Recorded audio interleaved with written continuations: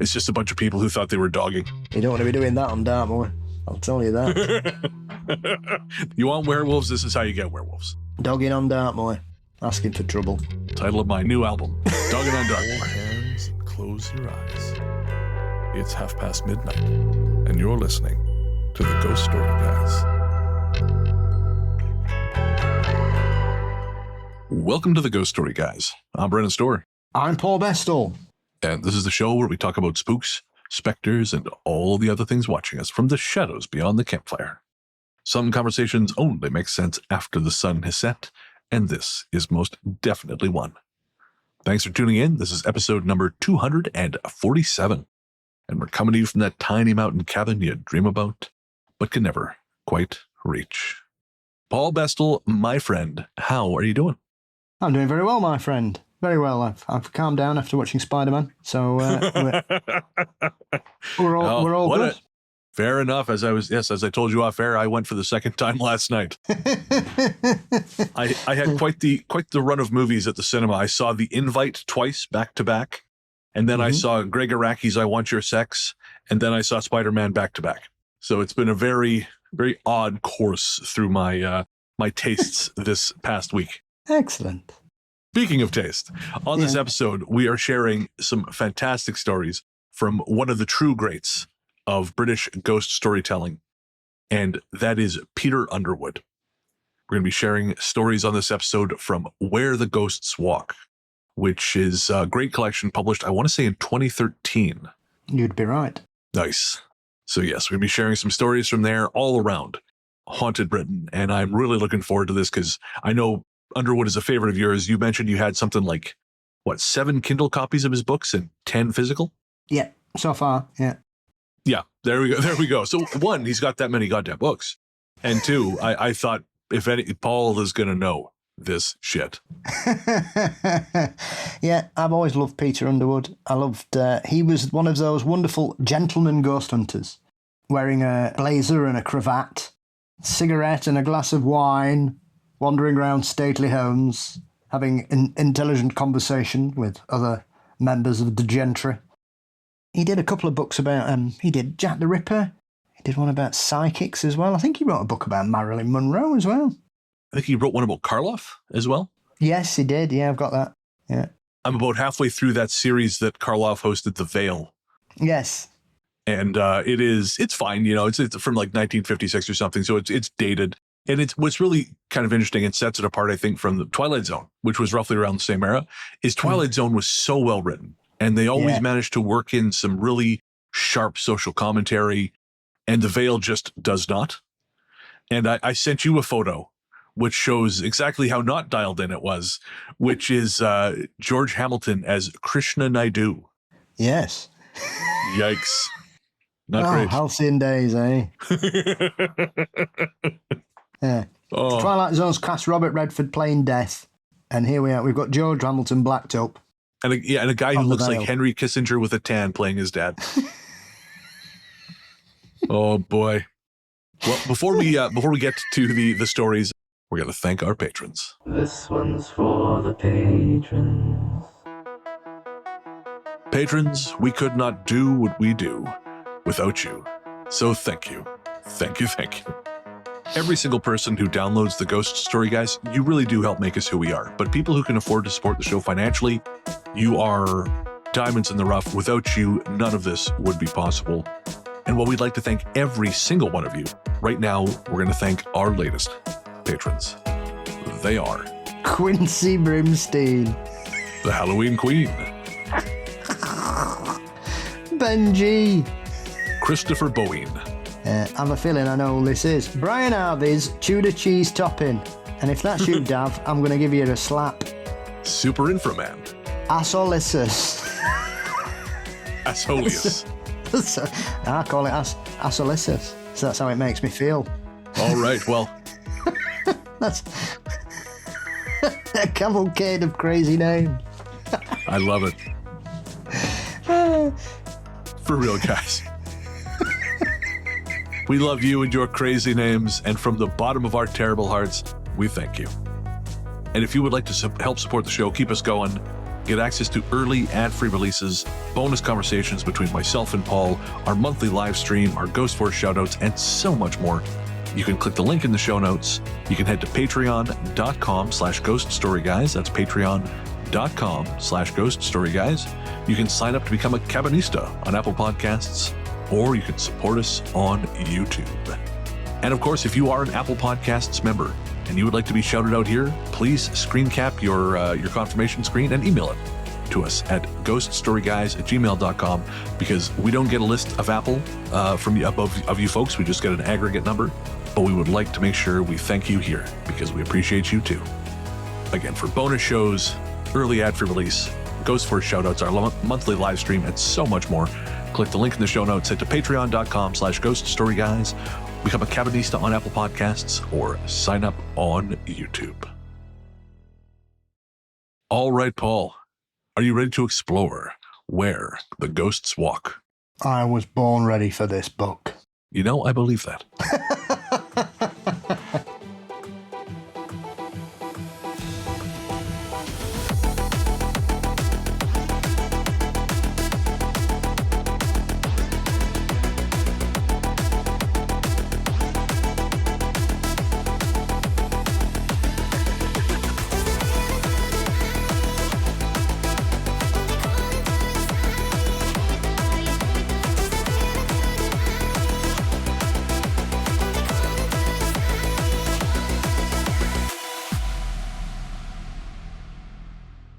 Welcome back.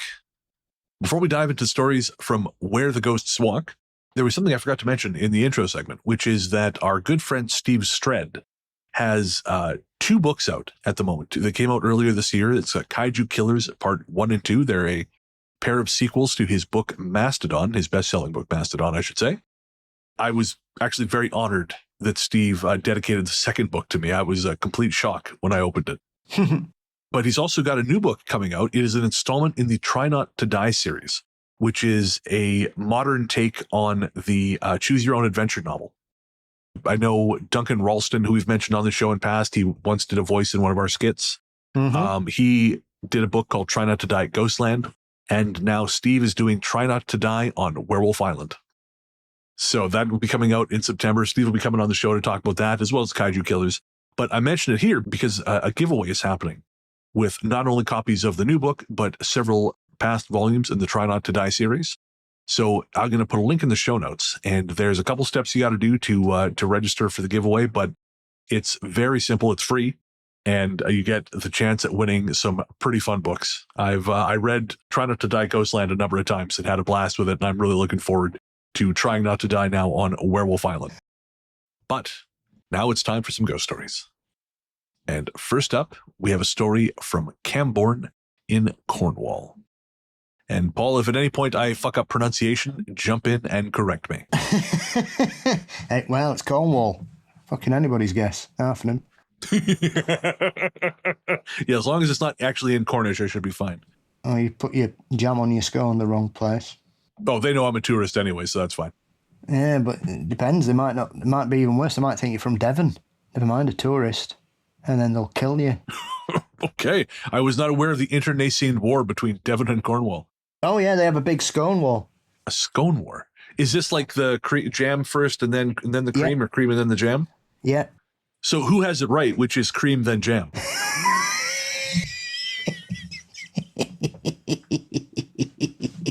Well, that's my preferred way of eating it either. But I'm not taking sides.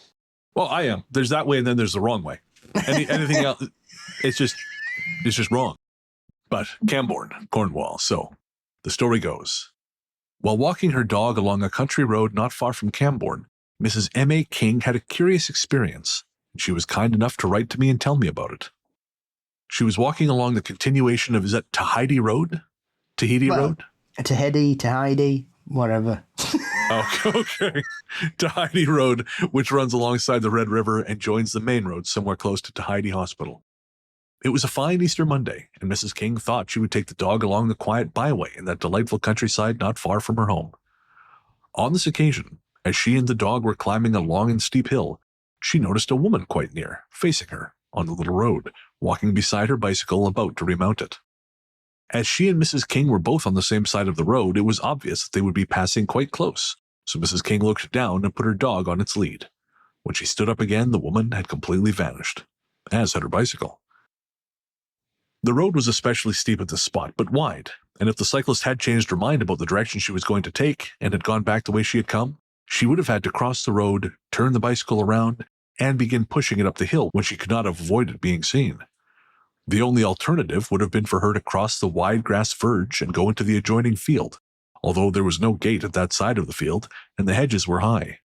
In either case, Mrs. King could hardly have failed to see her. Trying to recall the appearance of the mystery woman, Mrs. King found rather difficult. She had appeared to be about 35 years old, slightly built with a sallow complexion, rather poorly dressed in a gray cardigan, wearing a hat. Both Mrs. King and I made a number of inquiries pertaining to the possibility that someone, a cyclist perhaps, answering the description of the woman seen, had been killed on the road, or had suffered an attack of some kind and died there, but neither of us was able to find out anything that could possibly be related to the figure Mrs. King saw. She has traversed the same route many times since that Easter Monday, as she had done many times earlier, but there was never a reappearance of the woman with her bicycle. Cambourne is known as a once notorious place for wife-selling, for popular songs of considerable antiquity such as Cambourne Hill, and we're going to be talking about Cambourne Hill once the story's over, and for a curate, Parson Richards, who was frequently prevailed upon to lay ghosts by thrashing them with a whip, as he did on one occasion in the porch of the church, and for the roasting of live toads to quote, break ill wishing. On ancient Carnbrea Hill there is a ruined and haunted chapel, and there can be found the giant's coffin, the giant's heart, the giant's hand, the giant's wheel, and the giant's cradle, all said to have been the property of a giant who was one of the last of his race, and whose beacon and bonfire were lit since time immemorial, and sometimes young couples would leap through the flames to bring themselves good luck. Although the Cambourne area is full of legends and magic, and maybe ghosts too, in fact, Carnbrea was an Iron Age hill fort capped by a medieval castle, and excavations have indicated a wall of Neolithic origin, and within, irregular huts which are probably the oldest in Britain, having been carbon dated to between 3109 and 2887 BC. All this is especially interesting in view of the reputed mysterious happenings here that include muttering sounds and the occasional sight of a human, or subhuman form, passing swiftly among the ancient relics. And so, Paul, I did not realize that giant stories were so widespread. Now, I'm not necessarily one who believes that the whole giant, because obviously there's this belief that giants are being hidden from us by, the great and powerful for reasons. I don't know that I believe that, but I also was not aware that these stories were as common as they are. In Britain and Ireland, it's Cornwall, Ireland, and Scotland and Wales that have stories of giants. There aren't many in England. Oh, interesting. Jack the Giant Killer is probably the most famous one set in Cornwall. But you've got stories about giants. That's what caused what created the Giant's Causeway. That's why it's called the Giant's Causeway. That was giants throwing rocks at each other to try and get across. Of course, yeah. So they all believed in them, but there aren't many stories. There's a couple, but not many in England. So it does seem to be very much a Gaelic tradition more than Anglo-Saxon, if that makes sense. Yeah. I think it was, I know for sure it was Hammerson Peters who would tell a story. I want to say it was about the Algonquin people, but I could be wrong. How they also had this story of a race of savage giants who lived downriver and who would make raids on their encampments. And they were impossible to kill unless you found where they had secreted away their hearts. And if you could burn their hearts, then that's what would kill them. But their forms themselves were indestructible without that. Again, I find it interesting that I guess we've all just been very suspicious of tall people for a long time. Which, hey, I get it. And now we just make them play sport. That's it. You're going to work for us, Gigantor. That's what you're going to do. Get in Madison Square Garden right now. Yeah, that's it. Yeah, we're on to you, Larry Bird. You keep passing the rock. Stay away from the daughters of Adam, you son of a bitch. Yeah, so it's there. You've just got to look for it. It's part of Britain's folklore, but oddly, most of it isn't English. Right. But what does appear to be English is the song Cambourne Hill, which is kind of upsetting. According to Wikipedia, It was... Are you on about the famous 9/11 incident? well, you can tell us all about that. I just have the lyrics here from Wikipedia, and I'm not going to read the whole thing. But according to Wikipedia, it's a Cornish song that celebrates Richard, is it Trevithick? Trevevic. Historic steam engine ride up Camborne Hill. Now, okay, so going up Camborne Hill, coming down, the horses stood still, the wheels went round, going up Camborne Hill, coming down. White stockings she wore, white stockings she wore, white stockings she wore, the same as before, going up Camborne Hill, coming down. Okay, well, that's interesting. I had her, I did. Oh no, it cost me £1 going up Camborne Hill, coming down. Oh, please have a baby by me. Yeah, I'm not going to read anymore, Paul. What the fuck? Yeah, it's a bit weird, isn't it? Yeah, I want to know what this has to do with a train. Like, I look, as a fellow train admirer, I do not often see a crossover of trains and fucking, and that appears to be what's happening here, so I need some clarification. It's down south. All bets are off, mate. Okay. Who knows what they get up to down there? I'm not missing some like great metaphor. This is just about a horny guy who likes trains. Probably, yeah. I don't know. Yeah. I mean, up here we just go, who gives the monkeys? We've got George Stevenson and his train. Thanks very much. Okay. So tell us about the September 11th thing. Yeah, so one of the stranger aspects of 9/11, on top of a lot of weird things, was that there was one particular trader there who was originally from Cornwall, and he helped organise the evacuation of several floors. And as part of that, he sang this song and got everybody to join in as they were like running out of these building towers. And he was last seen returning and going up just before I can't remember if it was the first or the second tower. I think it was the first one. Just as the first one collapsed, he was on his way back up to try and rescue more people. And sadly passed away. But they reckon he helped get about 2,000 people out, they think. That's incredible. Before we move on to the next story, I just want to say I found this reminded me of you.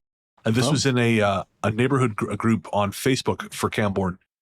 They said, my mom's house had several ghosts, but they didn't bother me. Next door had a child crying some nights. That would wake me up, and I knew they had no children. However, they did find a tiny room that had been boarded off, and once they removed and opened up that room, I never heard it again. So remind me a little bit of your experience finding the tiny room. Yes, covered in dust, halfway up a wall. Never a good sign.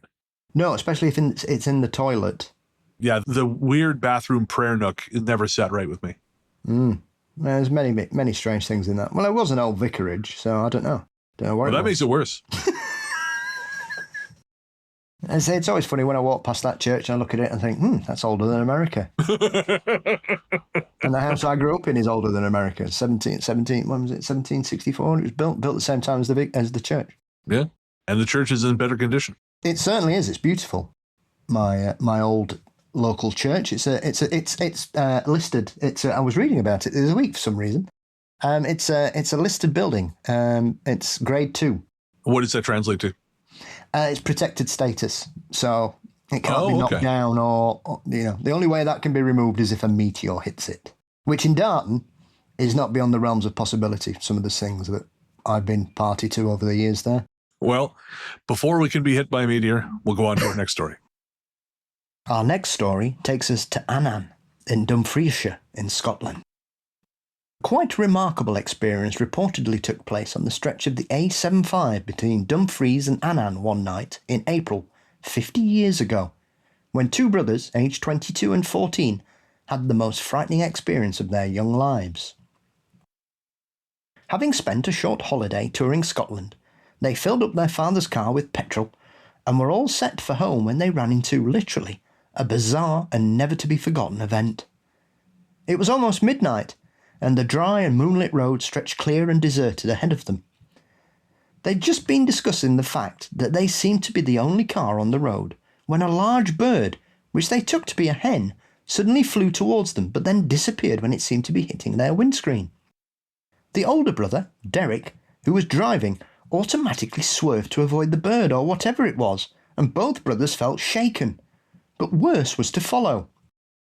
They had hardly recovered when they both saw the figure of an elderly woman rushing wildly towards them, waving her arms. But then she too completely vanished. Then she was followed by what appeared to be an unending stream of forms and figures that loomed up out of nowhere and terrified the two boys.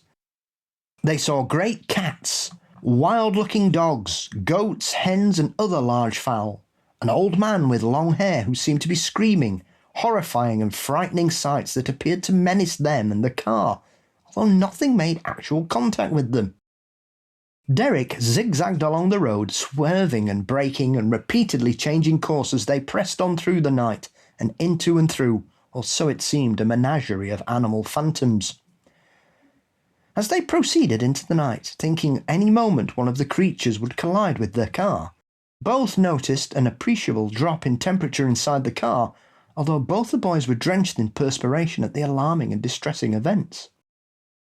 At one time, Derek felt as though some force was trying to gain control of the steering wheel, and his driving became more erratic and difficult.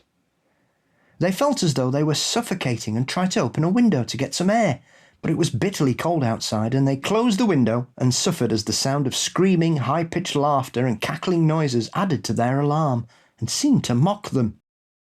Derek said afterwards that he became completely convinced that something was attempting to force them off the road, and he had an awful feeling that a fatal accident would be the result. In the end, Derek stopped the car, and immediately some invisible force seemed to attack the car, which was bounced violently up and down and rocked from side to side. Then Derek, who had been feeling that he was going to be sick, succeeded in wrenching open the car door and leaping out. Immediately, all was quiet, and the surrounding countryside was still and seemed to be utterly deserted in the quiet night.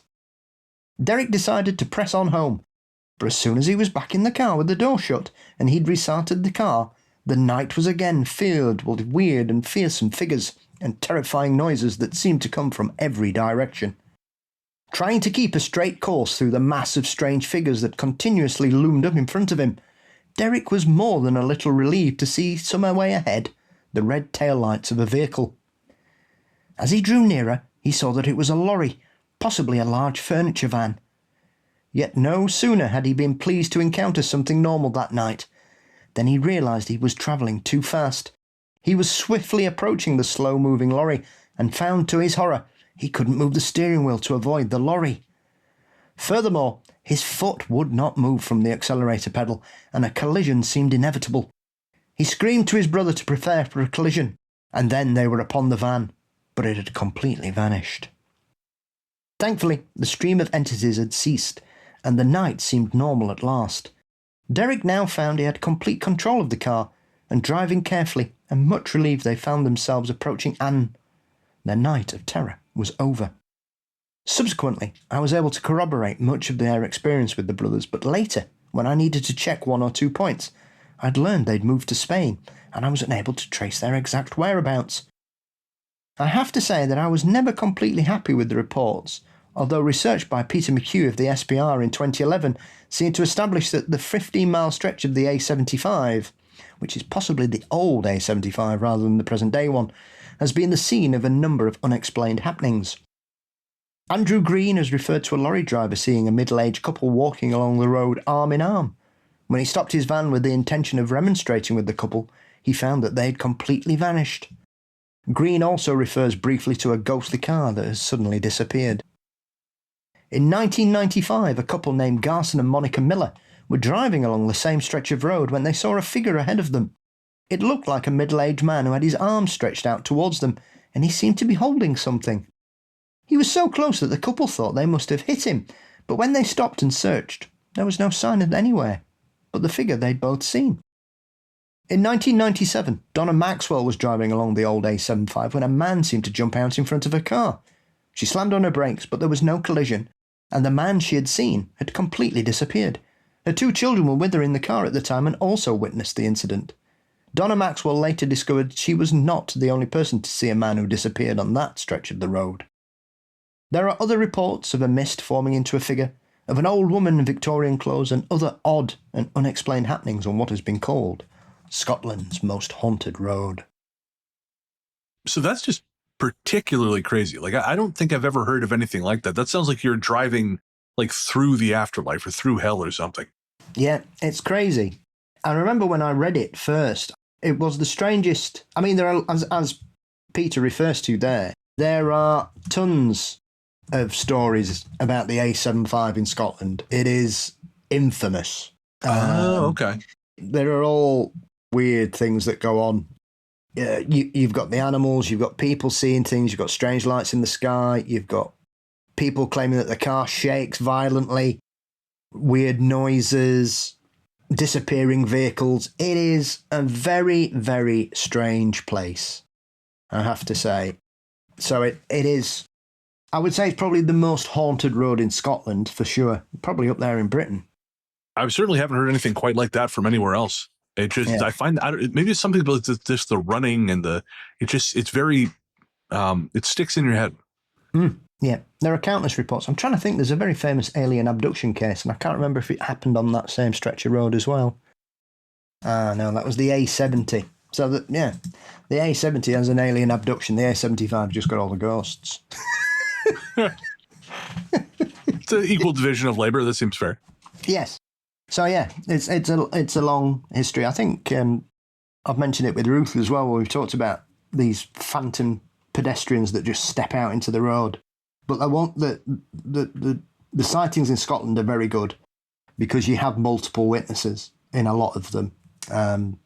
So that would be interesting. I've not seen anything for a while, but I know it's still got that reputation, so it'll always be bubbling along. But yeah, it's a crazy kind of thing, because I think there's one similar story, which I think was in either Texas or Arizona, which I heard years ago, where basically somebody said it just seemed everything went quiet, and then the next thing we started seeing like dinosaurs, and they were driving along the road and there were dinosaurs everywhere.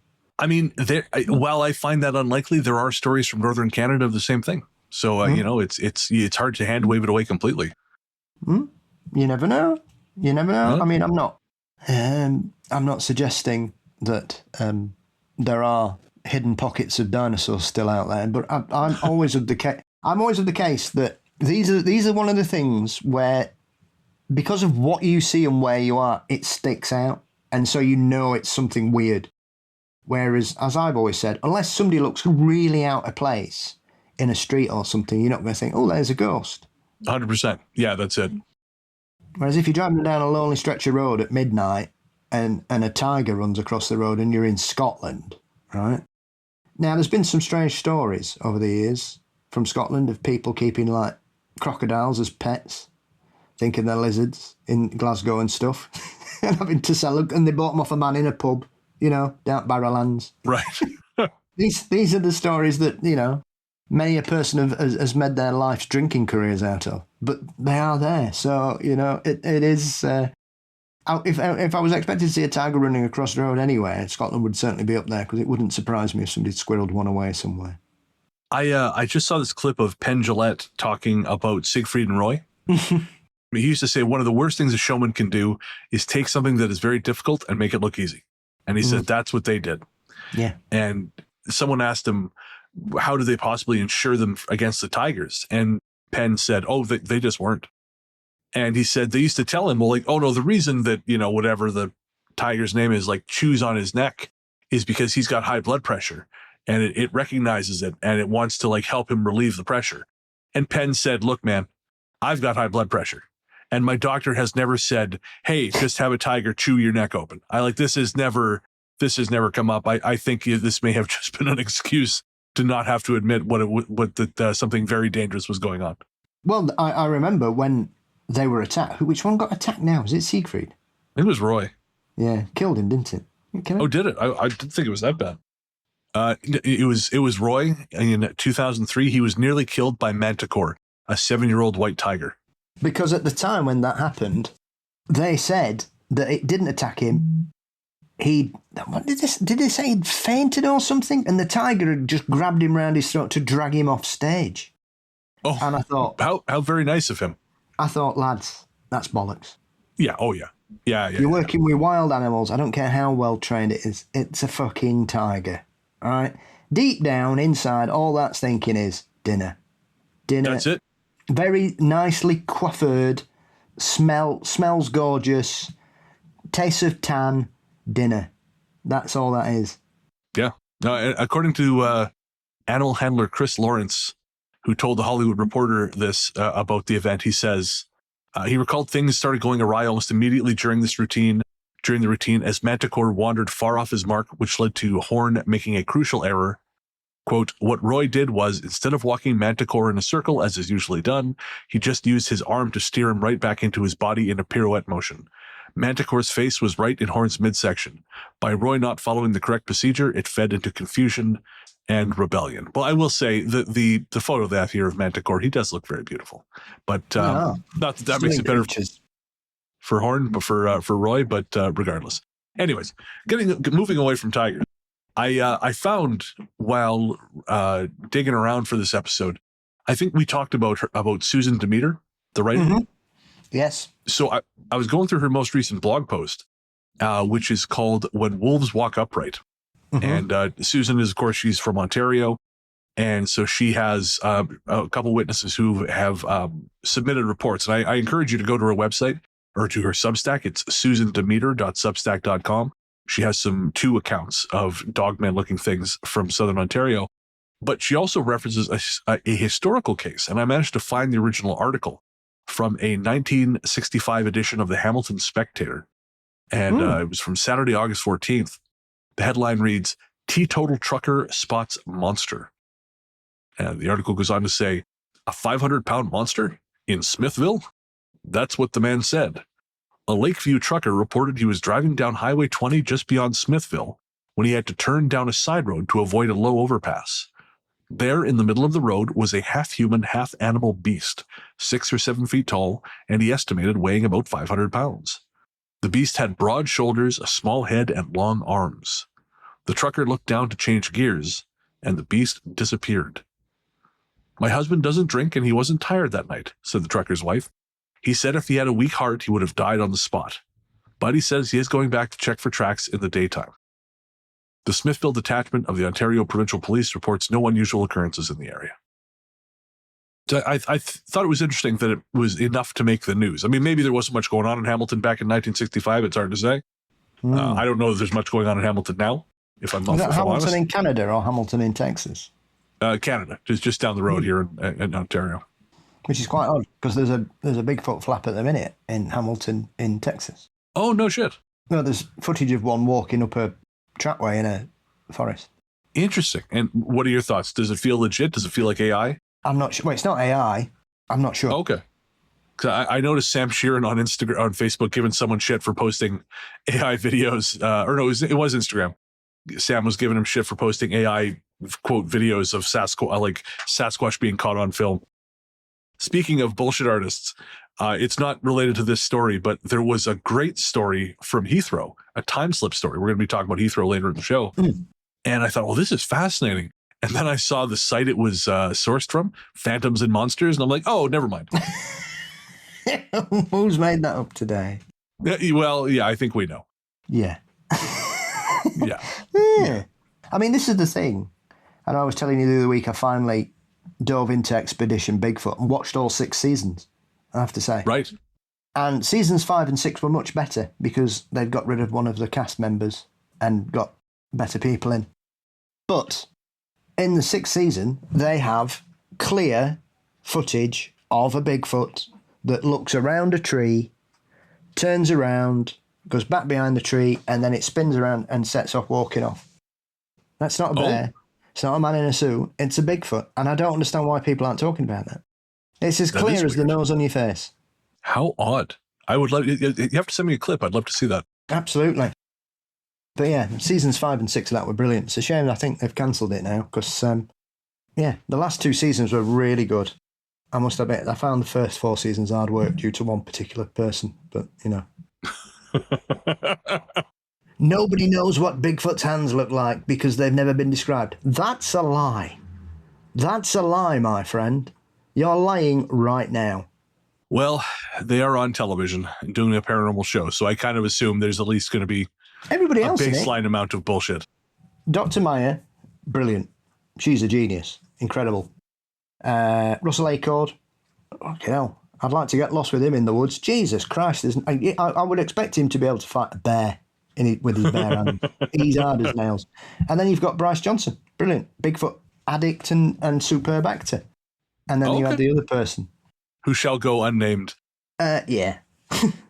Yeah, he's one of those people, if you've seen a ghost, he's seen one that juggles. Oh, sure. Yeah, sure. Yeah. You've seen a phantom, he's seen a monster, you know. He's really looking forward to the new Johnny Depp A Christmas Carol, because nobody's made a version of that in the last 30 years, have they? I don't know who the fuck thought that was a good idea. I kind of thought the Jim Carrey version with Robert Zemeckis shot that story in the back of the head for all time, but apparently not. Well, I think it has, and now it's just the zombie version of it with fucking Johnny Depp has risen from the tomb. I don't know who wants that movie, but I am not one of them. It can't be worse than the guy who created Peaky Blinders, who did like an adult version of it a few years ago here with Stephen Graham in it, and it was fucking awful. I like Stephen Graham, but sometimes he comes across as a bit self-serious. I mean, fuck. I mean, it's one of those. It's like Wuthering Heights, Pride and Prejudice, A Christmas Carol. Nobody needs to make a fucking film of those for at least 20 years. Fucking hell. How many versions do we have? I mean, there's a new version of Pride and Prejudice coming out. Why? There's a new Sense and Sensibility. I saw the trailer in front of the invite. Fuck's sake. Why? Because the rights are free. It's been done to death, right? And I don't like any of the... I mean, obviously the new version of Wuthering Heights is probably the most unintentionally hilarious one. It is dreadful. It is so bad. Because it's so achingly sexy and hip. It's just... I mean, I gave it 15 minutes and it's like watching a Benny Hill film in the first 10 minutes. I'm like, what the fucking hell is this? Did Elliot Fennell do this while she was pissed the first 10 minutes? I mean, I'm not a fan of anything she's done, to be fair. Saltburn's awful. So... Oh, yeah. I've never actually seen any of her films. I know her first one, Promising Young Woman, was being championed by a critic who I had been a fan of, and then I'd kind of fallen out of love with their work. And since they were the one championing it, I thought, no, I just am not very interested, because I sort of see why you're into this. And I'm not, I just never got around to it. I mean, I love Carey Mulligan. I think Carey Mulligan's brilliant. Yep, she is. Never got around to that one. And then Saltburn, after I heard a little bit about what was happening in Saltburn. And again, I thought, no, I'm good. Wuthering Heights, I wouldn't mind seeing just for the yucks. I missed it. I missed it in theaters. Well, yeah. I mean, if you want to see one of those, if you want to see people basically desperately trying to make a ghost story sexy, then that's, great. But you'd probably be better off watching High Spirits with Steve Guttenberg. But I recommend High Spirits. Obviously, launched the career of Liam Neeson. Oh, okay. I know of High Spirits. I have not seen it. Oh, it's not brilliant, but it's worth it for trying to work out how pissed is Peter O'Toole throughout the making of this film. Because he looks fucked all the way. He looks like he's having a great time. He doesn't give a shit. Personally, Peter, he's having a great laugh. If I learned anything from that Brian Blessed autobiography, the answer to the question, how pissed is Peter O'Toole, is always very. It's the only alcohol that kept him alive for so long, I think. I kind of think that. Yeah, 100%. What a man. What a genius. What a legend. Sadly one missed. of a kind. Oh, thank fuck. Well, you know who else is one of a kind, Paul? The many advertisers that sponsor this podcast. And we're going to take a quick break to sell you some of their crap, and then we will be right back.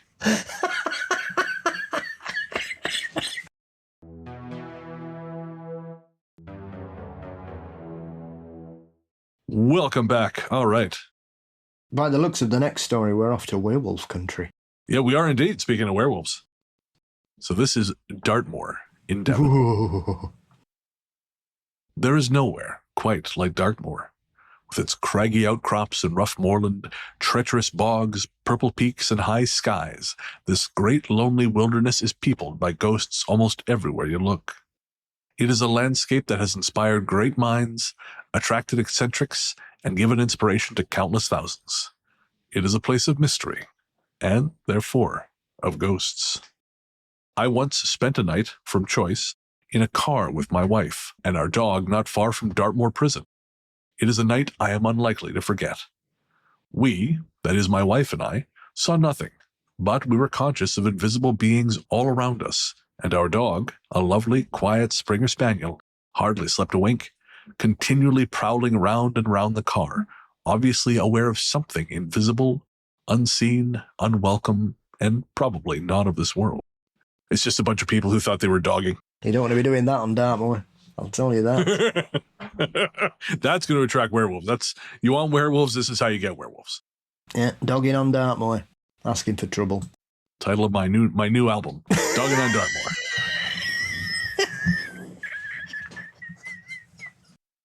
The prison, a remote and desolate place with a forbidding and macabre atmosphere, has been called the cesspool of humanity and the abode of lost and forgotten men, and something of the hopelessness that pervades Dartmoor has transferred itself to the most forbidding building in Princetown and many other places.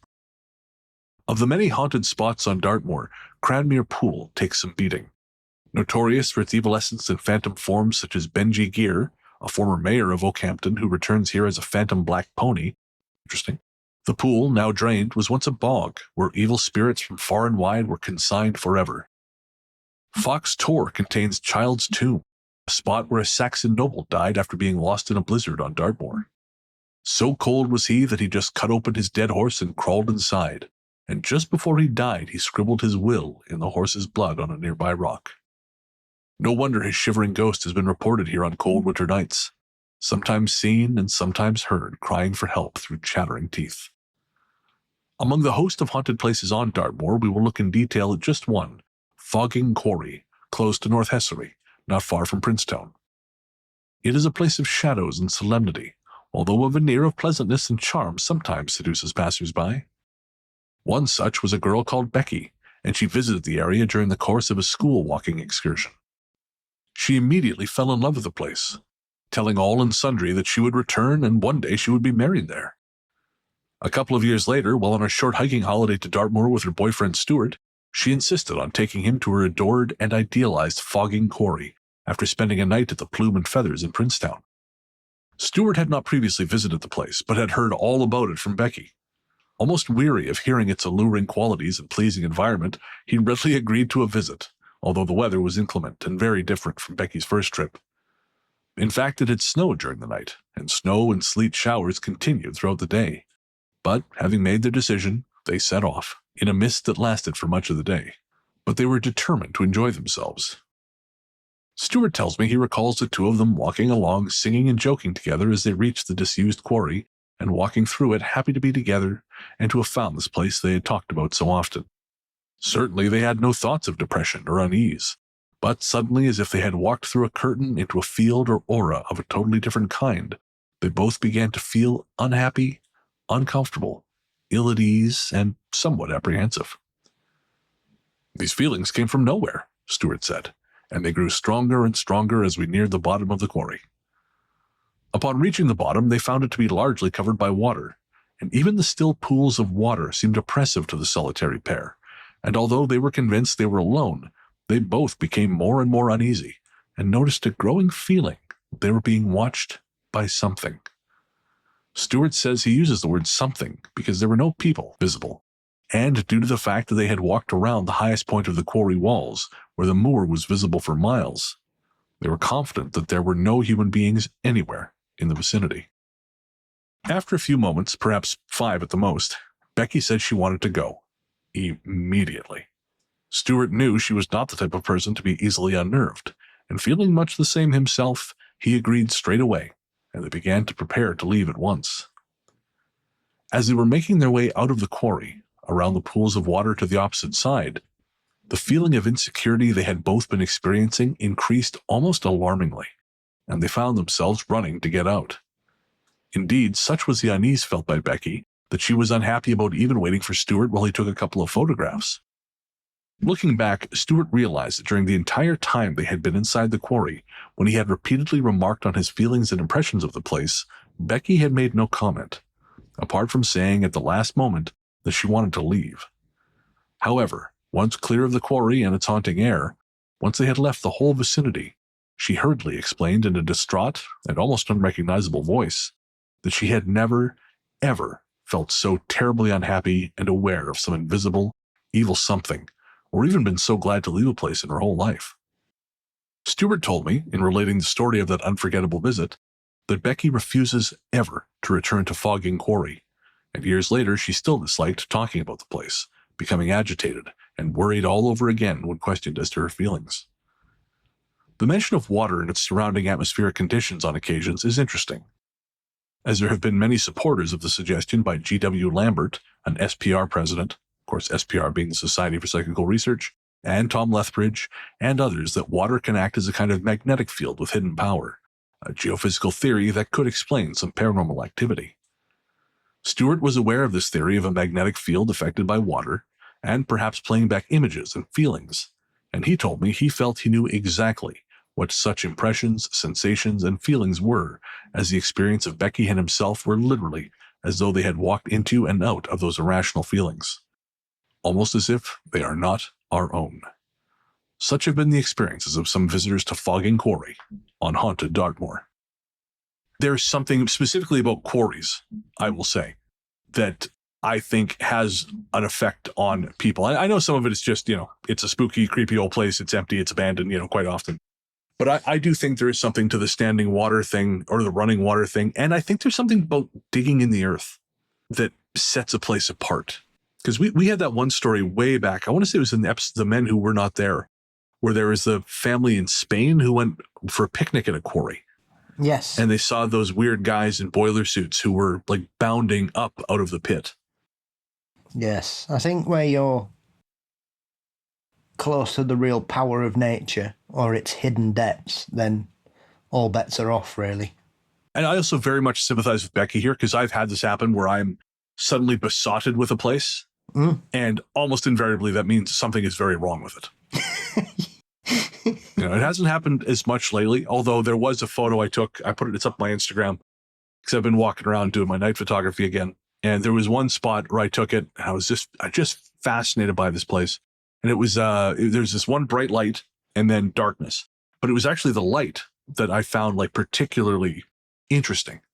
And I texted it to a friend of mine, and she goes, "Oh yeah, get the fuck away from there." And later in the morning, because I'd also texted it to Nick, but she was in bed, I got this message from her. She goes, "Hey, well, I hope you're not planning on going near whatever that was again." And there's nothing obviously wrong with it. And it's in a pretty busy area, but there was something about that particular structure that drew my eye, and also apparently seems to have something deeply compromised about it, or at least look creepy, one or the other. But I trust their instincts. Well, the only surprise about Dartmoor is finding a bit that isn't haunted or frightening. Yeah, this could be one of the most infamous wild areas there. Oh yeah, absolutely. Got all sorts there. It's got its own cryptids. You've got the Dartmoor wolves, which are essentially like shucks. They are supposed to, if you hear them howl, basically they're like the dog version of a banshee. If you hear it howl or you come across one, it's a portent of doom. So you've got them, and then you've obviously got black cats. Obviously, it's got its own monstrous black cat on there, on Dartmoor, the Beast of Dartmoor. So you've got those two running about. You've got a mysterious grave. I think it's Kitty J's grave, which is in Dartmoor, which was a young woman who took her own life in the 18th century. And there's like a little gravestone in a road. And the mystery there is that every day fresh flowers are found on her grave. Still. Every day? Yep. Interesting. Every day. So people think it's either the pixies or ghosts that do it. But that's been 200 years people have been doing that. Nobody knows who does it. One of my favourite ghost stories in England is the Hairy Hands. That's on Dartmoor. Oh, okay. I remember the Hairy Hands. Yeah, so that's Dartmoor as well. You've got witches' covens hiding out there, coming out to get you. You've got so many people who've got lost. You've got quicksand. You've got moors. Famously inspired Arthur Conan Doyle. Hound of the Baskervilles is basically set on Dartmoor. Sure, yeah.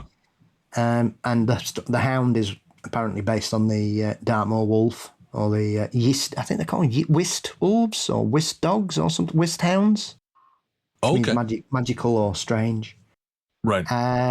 So that's always been the inspiration of that. And you've got like more ghosts than you can shake a stick at. So there's all kinds of weird shit in Dartmoor.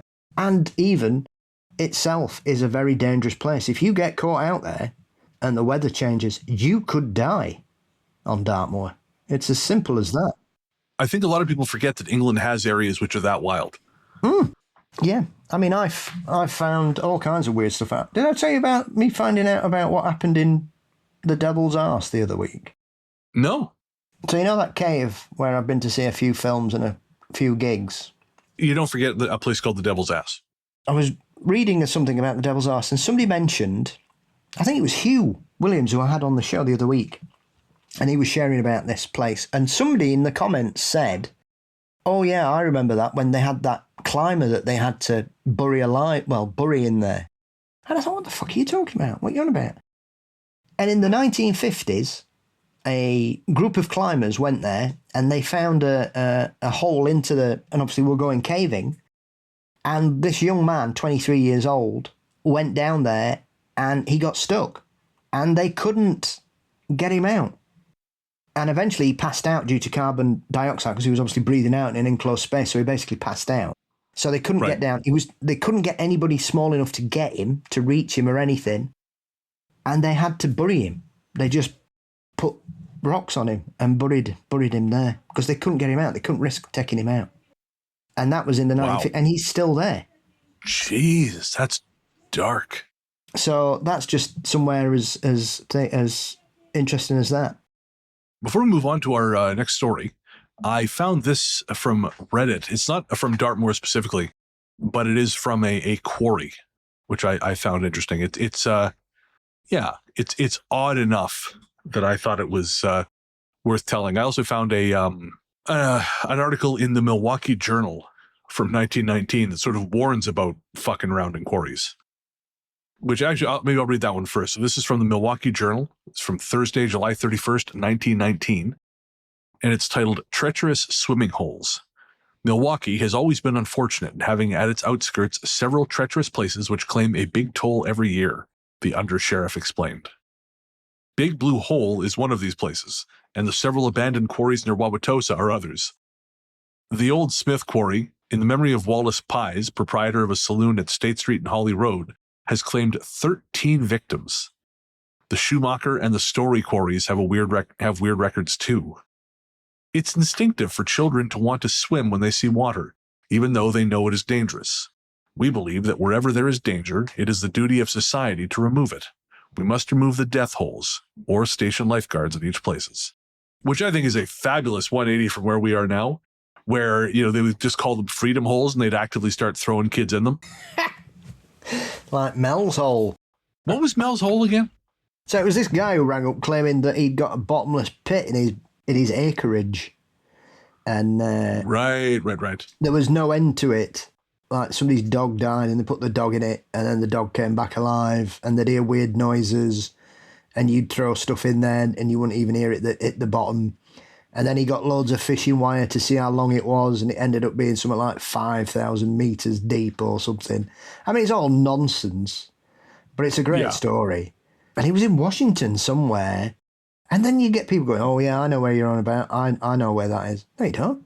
He's made it up. No, mate. you fucking what are you talking don't. About? You know. And that was the whole thing. And then he moved somewhere else and he got another hole. And people kind of got bored of it after that. And then he moved to Australia, apparently. As you do. Well, it's because he dug all the way through to Australia. So he was able to just lower all his shit down and he was there. And now I'm in Brisbane looking for powerful owls. Struth. Oh, man. Oh, the bullshit artists.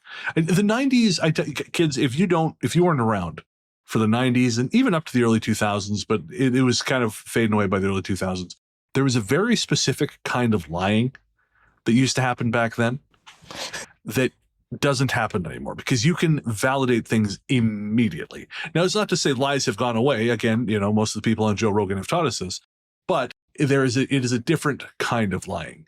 This is, and actually, I think Tim Allen sucks both as a person and a comedian. But when I was much younger, I read his, I think at least one of his books, maybe two of his books.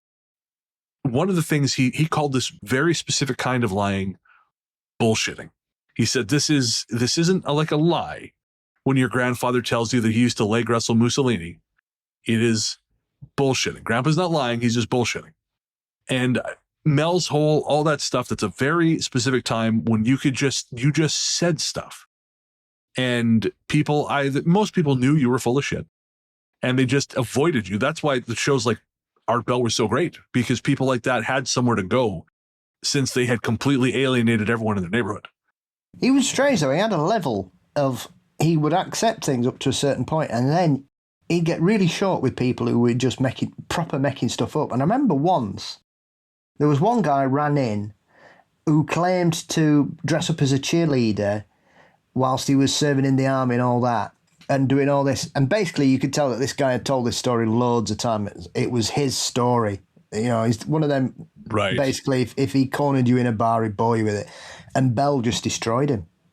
He just said that's not true. And basically, because he'd mentioned certain people, because actually Art served, didn't he? So he was in Japan. Yeah, of course. So he served, so he knew. A couple of the people mentioned, and he went, nah, that's not true. I know that's not true. That's not true at all. And this guy's going, and he just humiliated him in front of like 18 million listeners. And I mean, it was a really stupid story. It was shit, right? It was really shit. And clearly this guy, it was that story was his personality. That was it. You could tell. That's all he had in his life, probably apart from drinking.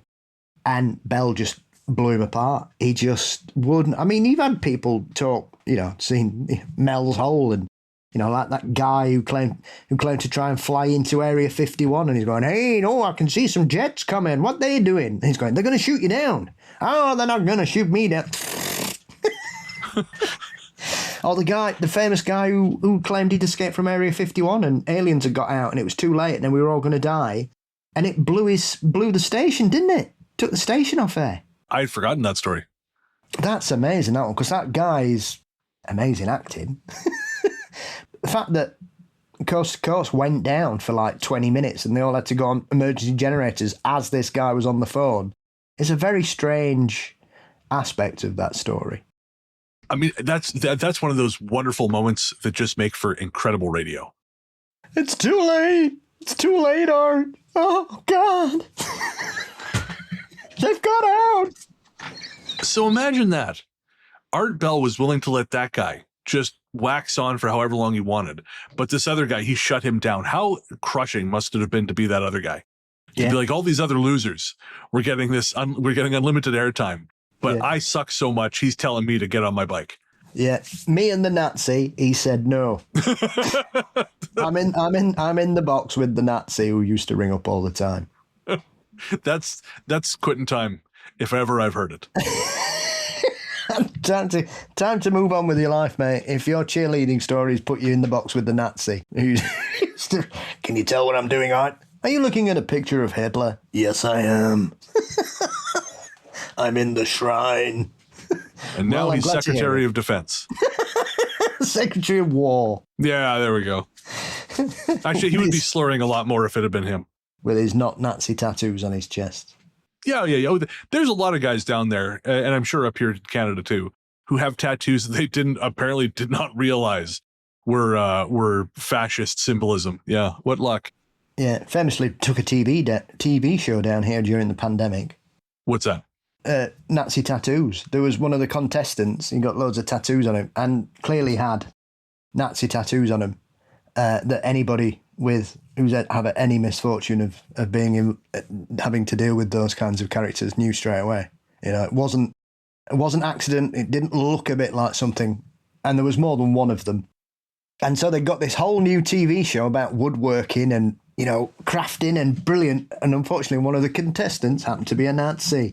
And so the joke became that one thing I didn't expect during the pandemic was Nazi woodworking with Lee Mack. And that's what the show never made it to air. The advert alone killed it. Because people say, this guy's got Nazi tattoos. He'd got all the combat. Is it Combat 18? He got the lightning bolts and all that shit. He's got SS tattoos all over his fucking face. Silly twat. At least they took the show off the air. There's a theater here in Toronto. I won't say which, but I know I will. It's a Kingsway Theater. They can go fuck themselves.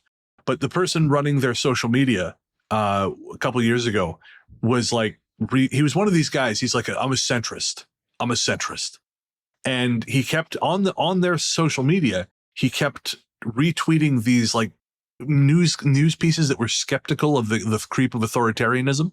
And one of them was an anti-fascist march in France. And he said, another, basically like another salvo from the, if you don't agree with me, you're a Nazi crowd. And I thought, buddy, this is France. They were under occupation. I think if anyone's going to have a real solid handle on what's fascism and what isn't, it's them. And there's just this weird thing over here where a lot of these fucking dorks, I don't know if it's because they're weak inside, they have no character, so they've latched on to this perception of strength or whatever the fuck it is. But yeah, I don't understand it. And I respect the shit out of the fact that you guys said, nope, off the air he goes. And here it's just like, well, you didn't know what it meant or whatever. And again, like I've never been to that cinema, and I go to the movies a ridiculous amount, and I will never go there because I'm not going to support people who have this at best a blinkered worldview, and at worst are actively on board with the things these people are talking about, but just don't want to admit it because they know there would be blowback. As I always say, what do you say to a Nazi with two black eyes? Nothing you haven't said to him twice already? Correct. All right, taking it back to the paranormal. I do have this let's bring it back because I'm sure we're hemorrhaging. I'd like to make all Nazis ghosts. Paranormal, isn't it? From your lips to God's ears. But so this is the quarry encounter that I found on Reddit. Yes. So this person says, on my 16th birthday, I woke up depressed because my mom caused a huge fight between a boyfriend and myself the night before. To top off my sadness, she also took $10 of my birthday cash a friend of hers gave me so she could get more beer. So my best friend Christy and I decided to hit up a little store where I regretfully stole sunglasses, and we rode our bikes to a place we heard about. Apparently it was a rock quarry that people would jump off into, where people would jump off the cliffs 300 feet down into the water, and we wanted to find it. We started riding our bikes down a road I called PPL Road, and we turned off onto Gut Road and rode down the big staircase that led up to the tracks. We parked the bikes at about 12 p.m. This is February, I should add. My birthday's on a leap year, February 29th, 1988. I turned 4 in leap years that year. Anyway, we parked the bikes and walked up the stairs and started walking till we found the trail I heard about. We were kind of scared because even though I didn't know what they were, I heard pagans own the land and to be careful. We're afraid of pagans for whatever reason. There were old torn down cement houses along a path, and on the right I noticed a steep hill down. We couldn't find a good trail, but walked down the least steepest parts. When we got to the bottom, it was unbelievable. White sand as if we were on a beach, crystal clear waters with beautiful colored fish, coral. We were so scared to get in, but we stripped down, held onto the sides of the coral, and then jumped out. The water wasn't cold. It seemed impossible. We sat on the sand and talked for a while, then headed back up, never seeing anyone else there. When we got back to our bikes, it was getting dark, and our tires ended up popping on the road, and so we had to ask somebody we saw in a truck along the road for a ride back. It seems odd and scary to me now. It's very trusting. I think about that day a lot. I'm 31 now. I messaged my friend Christy to talk with her to see what she remembers, and I came away really confused because she doesn't remember any of that beach. She says we climbed down the hill, peed, and then climbed back up. It just can't be. I begged her to remember. She says she has pictures of our day, remembers everything I do up to the point we found the coral and fish in the white sand. I've been crying and racking my brain because I have no explanation. And there's enough in there that I'm like, maybe it's bullshit. But since we were talking with the gals on What About Weird about places that aren't there when you try to go back to them, or you're the only person who remembers a place, I thought it was worth repeating. Sounds like a screen memory from a UFO abduction. Oh, interesting. I hadn't considered that at all. I think because their experiences are so wildly different, that would be the first thing that would cross my mind. Shit, I had not considered that at all, but that is fascinating. Because it don't make sense. How does one person... Because she remembers something so vividly, so extreme, how it made her feel, the water on her skin, the whole thing. It's very vivid, isn't it?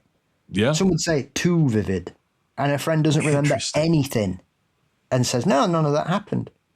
So that straight away doesn't make me think, oh, she's because if she was having this experience or whatever and the other friend wasn't, she would very quickly think, what's my mate doing? She's like pretending to have a swim and all this. What's she doing? Yeah. So either she can't remember it and she hasn't got that memory, and as far as she's concerned, they just went up the hill, went to the toilet, came back down. Whereas she's gone, oh, we found this paradise, it was incredible, it was amazing, and then gets upset because her friend can't remember it. They are so polar opposites of each other that just doesn't sound like a lost location. That sounds like one of them's remembering something and the other one doesn't want to remember anything. Oh, interesting. You know, it reminds me of something that happened, and I don't know that I've talked about it. I'm sure I have on the show at some point, but not for a long time. Years and years ago, when I was living on Vancouver Island before the pandemic, my friend and I drove up we wanted to drive up to Port Hardy at the northern tip of the island because we'd never been up there before. So he and I, we hopped in his Chevy Monte Carlo and headed up island. But the thing we wanted to try and do is we wanted to try and take as many non-main roads as we could, because driving the island can be quite boring, as there is really only the one highway and then a lot of forest access roads. Got the scenic route. Yeah, exactly. And so we had the GPS set to avoid highways, you know, and so wherever possible, take you on side roads and things like this. So what's interesting is I have this memory of a tunnel with trees in it, and the road is covered with leaves, dried leaves, but it's also blocked off with an arm, like a traffic arm. And I have this memory of us standing there in front of his car at this road. And the GPS said, oh, you know, if you take this road, you can go down however many miles before you turn off. But I've never been able to find that road again. And I know the tunnel, like there's one place where I thought there was a tunnel. And I've had this before. I've had this weird certainty that there's a tunnel somewhere. And I've gone there and talked, because I've been talking about, oh, I got to go check out that tunnel. And then I go there and the fucking place doesn't exist. So maybe I just, you know, I'm prone to hallucinating tunnels. But I distinctly, even if we set aside the tunnel, I distinctly have the memory of the road with the leaves and like it's a paved road with a curb. Because I remember the leaves being like bunched up against the curbs, gathered up against the curbs. But there's a traffic arm across it. And if I know where that road goes. And again, I was never able to find it a second time. And the rest of the trip, I mean, I remember we went up to Port Hardy. We had dinner. We stayed the night in this shitty motel. So like I remember the rest of the trip, but I have never been able to find that road again. You see any bright lights in the sky before that happened? I mean, it was the middle of the day. Who knows? I don't know. It's just one of those weird things. I've kind of forgotten about that till now. See, buried it deep. Apparently so. Too deep. Who buried that, Brennan? I'd love to ask my friend what he thought, but we're not in touch anymore. We kind of we lost contact. So I think it would be very contentious. No, he just fell deeper into his food addiction, and I had stopped being that person, and I could no longer spend time with him because all he wanted to do was eat, and I wanted to do something else with my life. Yeah, well, everybody deals with alien abduction differently, don't they, afterwards? You know what? He's not here to defend himself, and some of my friends listening will know who I'm talking about, so I'm not going to make any more jokes. Okay. Now we hit the south coast and Brighton. Moulscombe Railway Station now occupies buildings that house the University of Brighton, and the station is for the most part unmanned by human beings, but perhaps inhabited by ghosts, according to the files of the Sussex Paranormal Investigation Society that are dated 1986. Two young women who had enjoyed an evening in Brighton, and although it was late, about 2 o'clock in the morning, they were reluctant to end their evening, and they wandered into the station waiting room for a rest and a chat, as they had walked a couple of miles or so from the town centre. After a few moments, they noticed an elderly man on the platform opposite. He was approaching the footbridge over the rail track, and as they idly watched, he began to climb the steps of the footbridge, which would bring him to their side of the tracks. Although they had felt quite comfortable in the subdued light of the station, the two girls now began to feel apprehensive, for the station platform had deep shadows, and they realised they were alone on the station late at night. Their apprehension increased when they failed to see the man emerge on their side of the footbridge, and there was no sign of him coming back down the steps on the other. They were as puzzled as to where he could gone. When quite a few moments had passed and there was still no sign of the man, they thought perhaps they should see whether he had fallen or anything. So putting their feelings of unease to one side, they moved out of the waiting room, walked along the platform, and began to mount the deserted footbridge steps. There was still no sign of him. They reached the top of the steps and were then surprised to find the footbridge over the railway appeared to be deserted. Puzzled and beginning to feel more and more apprehensive, they returned to the waiting room. They had no sooner seated themselves and begun to chat when they heard a noise. They looked at each other. At first the sound suggested youngsters larking about on the platform opposite. There's a great old-fashioned British term, larking about. On the platform opposite. But then the sounds came nearer and they changed. Now the noise sounded like an animal, a pig perhaps, squealing loudly. It was a frightening sound, and the young women were petrified, and they huddled together as the sounds came nearer and increased in volume. The weird and extraordinarily intensive noise came ever closer, until they seemed to be almost upon them, and the girls felt very frightened, paralysed in fact, terrified to move. One of them had removed her shoes for comfort, and now she sought to put them back on. While she was doing so, her friend began to move towards the door of the waiting room, unsure whether to face whatever was out there or to secure the door as best she could against anything trying to get in. Having decided to open the door, she did so and was in the act of turning to reassure her friend that all was well when she felt something screech past her head. Fear lending wings to her flight, she tore out of the waiting room, along the station platform and towards the steps leading to Lewes Road. Her friend, now having got her shoes back on, ran and joined her, but at the top of the steps so great was the terror at what they did not know, that they felt they simply could not go down those dark stairs. At that moment they felt a presence close beside them. They saw nothing, but something seemed to be so close that it was breathing on their faces. And then they heard the grunting noises again. Fortunately, this proved to be the end of their frightening episode at Moolscombe Station. The breathing ceased, the grunting ceased, and the feeling of something malevolent close beside them vanished. Within seconds the oppressive and alarming atmosphere disappeared, and they knew the dreadful creature, or whatever it was, had gone. In tears and still quaking with fear of what might have been, they made their way to their respective homes, having endured a night they would never forget. Oddly enough, just a few weeks after I heard about this curious, almost surreal experience, I received a letter from a student at Brighton University, who told me his mother and father had spent an odd hour or so on the same platform. They had arrived early for an appointment with their son, and the father, being something of a railway buff, wanted to have a look at Moolscombe Station. There the couple took a look round and took some photos, walked over the footbridge and back again, and were about to leave the station when they both heard the distinct sound of a steam train approaching. They looked at each other, each thinking the other had heard nothing, but then they had both heard the unmistakable sounds of that an invisible train seemed to be approaching. As they stood on the platform outside the waiting room, they noticed an elderly gentleman on the opposite platform across the rails. They had not seen him previously, and sought to catch his eye and wave a greeting and see what he made of the sound of the approaching train that they could still hear. But he seemed to be completely absorbed in himself, and stood looking up the track from where the sounds were emanating. They saw nothing, but what they both then heard was the sound of a steam train pulling into the station. A moment later, the loud sounds they had heard so clearly had ceased. There was not a sound to be heard. Indeed, the whole place seemed silent in an almost unearthly and unnatural way. As they prepared to leave the station and meet their son, they remembered the old man they had seen on the opposite platform, apparently waiting for a train. The platform opposite was now completely deserted, and of the man they had seen, a man who appeared to be completely normal in every way except they could not attract his attention, had completely disappeared. The train buff took the trouble to go over the footbridge and onto the other platform, returning to say there was no sign of anyone else at the station at all. Had that elderly passenger at last caught the train he'd been waiting for? The one thing I will say is if the rushing thing, I did wonder if it could have been an owl. The girls with the thing like kind of flew past them. Mm-hmm. I wonder if they could have been buzzed by an owl. What do you think? Could be. That part of the country. Wouldn't surprise me.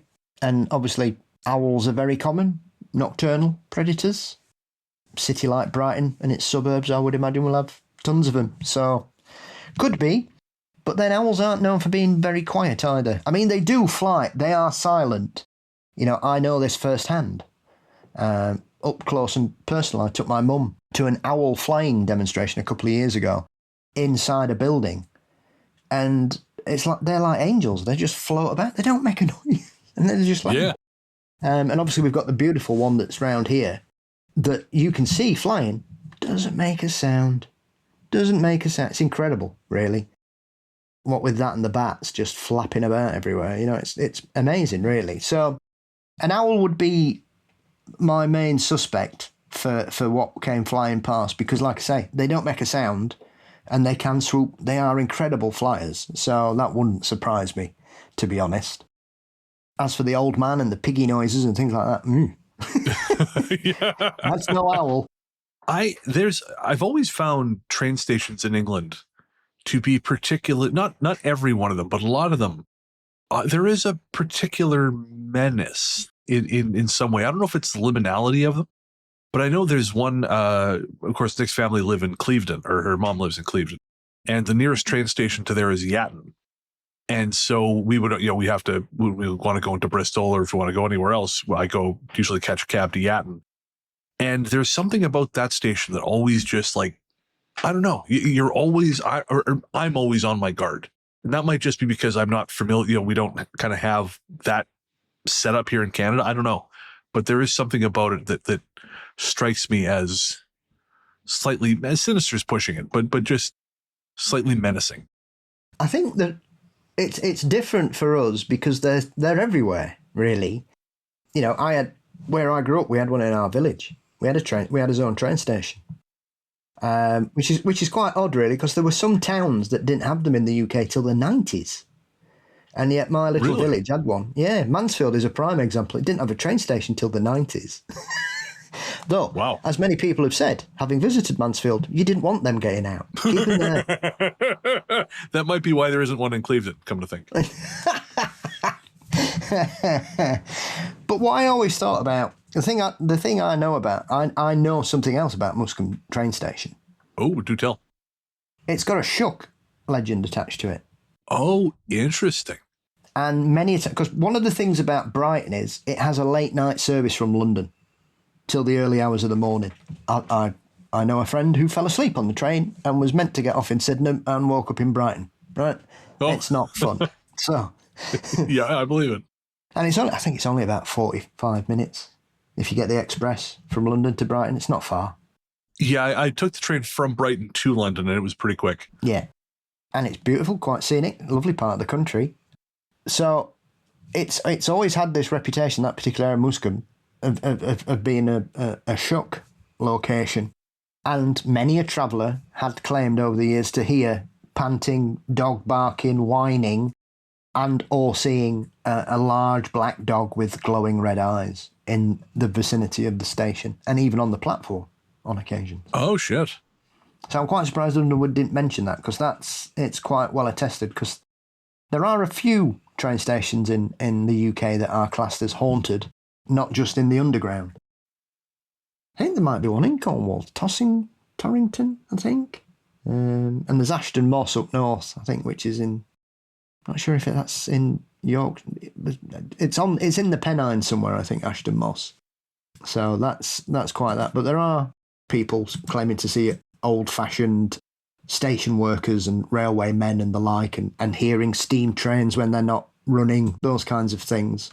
So there are a few of these, like you say. I can understand why people who aren't from Britain could find our numerous train stations a bit weird, because some of them are just basically a slab of concrete in the middle of nowhere. Yeah, for me, it's specifically the ones that have the stairs that go up and over so you can get to the other side of the platform. I don't know. I don't know why. I don't know what it is, but there's something about those stations always, not all of them, but often. Just run across the tracks. What we used to do. Speaking of Yatton, I just Googled this. I've never heard of this before. Have you heard of the Yatton demoniac? No. So, of course, I had never heard of this until just now. It occurred to me I should search for spooky Yatton. Yatton is like a nothing village in the southwest in Somerset. But according to Wikipedia, George Lukens, also known as the Yatton demoniac, was a tailor infamous for his alleged demonic possession and the subsequent exorcism that occurred in 1788 when he was aged 44. His case occasioned great controversy in England. The Reverend Joseph Eastabrook was summoned on Saturday, 31st of May, 1788 by Mrs. Sarah Barber, a woman who was traveling in the village of Yatton Mendip in the county of Somerset. The woman told the pastor that she came across a man by the name of George Lucan, a tailor and common carrier by profession, who had a strange malady in which he sang and screamed at various sounds, some of which did not resemble a human voice, and declared doctors could do him no service. And it kind of sounds like he's at least epileptic, because it says here that, however, for the past 18 years, he had been subject to atypical fits, which Lukens believed resulted from a supernatural slap, which knocked him down while he was acting in a Christmas pageant. I mean, one would suggest because of his profession, he may have been subject to inhaling or ingesting chemicals. Oh, as a tailor. Maybe. Interesting. Because some of the shit they used to do. Oh, yeah. I'm amazed anybody was alive in 1801. I remember going to a tannery in Morocco, I want to say. Yeah. Stink. We got lost in the, what do you call it? The Medina in one of these places. Yeah. And this guy offered to show us the way out, for a couple bucks. And he took us to this tannery, and it's just pits in the earth, and the stench was terrible. And the guy says, "Do you want a tour? And we're like, "Not really." I said, "It feels like this is not crying." Yeah, it's not really super safe to breathe in. I'm thinking. He goes, "No, it's fine. It's fine." He picks up this plant. He puts it in front of his face. He goes, "Natural gas mask." And I'm like, "No, just take us home, man. I don't. Fuck I'm off. Not. Yeah, natural gas. Fuck you." What was it, a marijuana plant? If only.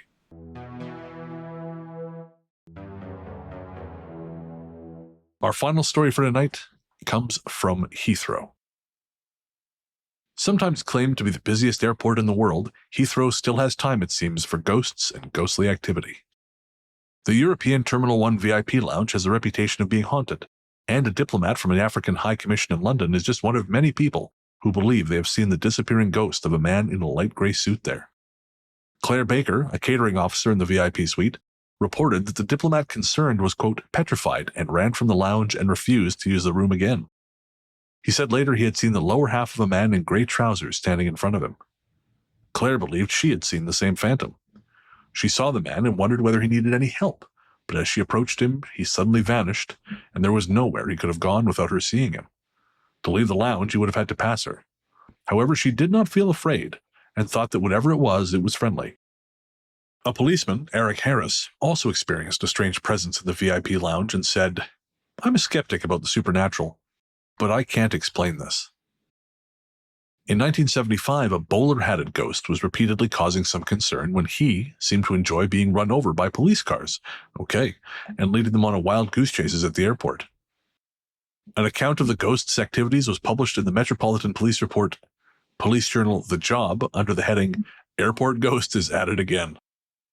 It stated that the ghost had been haunting the airport for many years and was first seen after a DC-3 crashed there in 1948. The appearance of the apparition had become a common subject of conversation, especially by those who had been fortunate, or unfortunate, enough to have first-hand experience. Inspector Leslie Alton of the Metropolitan Police lived in Hounslow, and he had the novel and perplexing experience of running over the mysterious figure on 2 occasions.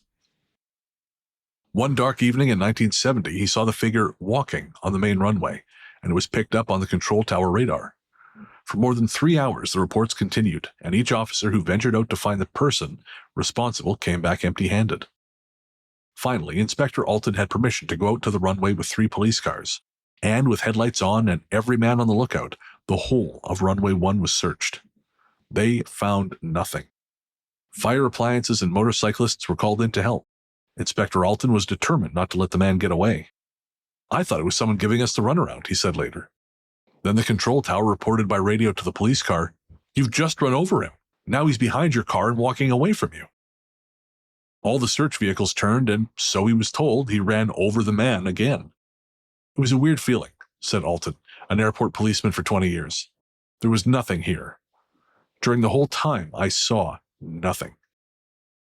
After the DC-3 crashed in a remote part of the airport, a man approached several members of the rescue team and asked each in turn whether they had found his briefcase.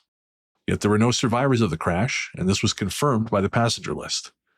Is the man still looking for his missing briefcase? Christ, I hope there's something better waiting for me in the afterlife, Paul, that I don't have to be worried about my briefcase. You know? A few months later, after other similar reports, Carmen Rogers, a medium from the Spiritualist Association of Great Britain, was called in, and she believed she made contact with the man involved and seemed to establish that he was one of the 22 people who died when the DC-3 crashed and burst into flames on 2nd March 1948.